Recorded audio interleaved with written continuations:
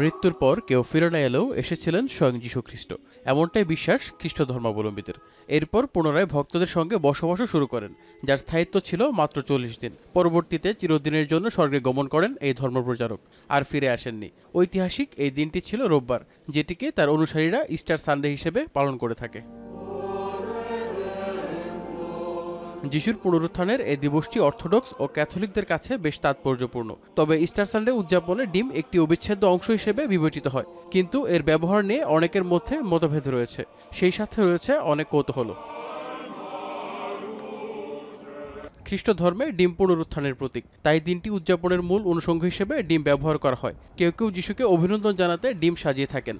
এদিন শুভচিহ্নর ইঙ্গিত হিসেবে একে অপরকে রঙিন ডিম উপহার দিয়ে থাকেন। বাবা মায়েরা ডিম লুকিয়ে রাখেন এবং বাচ্চাদের তা খুঁজে বের করার রেওয়াজও রয়েছে। বিশেষ সম্মানের সঙ্গে এর ব্যবহার করা হয়, বিশেষ করে রাশিয়া ও পোল্যান্ডে ইস্টার এক নতুন জীবনের প্রতীক। অন্যদিকে হ্যালোইন, ক্রিসমাস নির্দিষ্ট তারিখে উদযাপন করা হলেও ইস্টারের ক্ষেত্রে এটি ব্যতিক্রম, কারণ প্রতি বছরেই এর তারিখ পরিবর্তিত হয়। মূলত বসন্তের প্রথম পূর্ণিমার পরবর্তী রোববার এই উৎসব পালন করা হয়ে থাকে। সেই হিসেবে এবার 20 এপ্রিল পালন করা হবে ইস্টার সানডে। শনিবার রাত থেকেই গির্জায় গির্জায় ইস্টার সানডের প্রার্থনা শুরু হয়ে যায়, যার অপর নাম ইস্টার ভিজিল। মোমবাতি জ্বালিয়ে রাতভর যিশুকে স্মরণ করে ভক্তরা।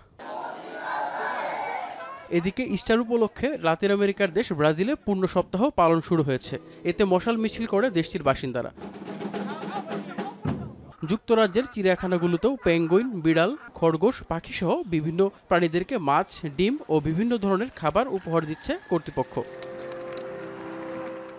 অন্যদিকে রোমান ক্যাথলিকরা ইস্টারের প্রস্তুতি নিতে শুরু করলেও পোপ ফ্রান্সিসের অংশগ্রহণ নিয়ে রয়েছে শঙ্কা। গত ফেব্রুয়ারি থেকে শারীরিক নানা সমস্যায় পর্যবেক্ষণে রয়েছেন 88 বছর বয়সী এই ধর্মযাজক। অভিজিৎ শান্ত, এখন বিশ্ব।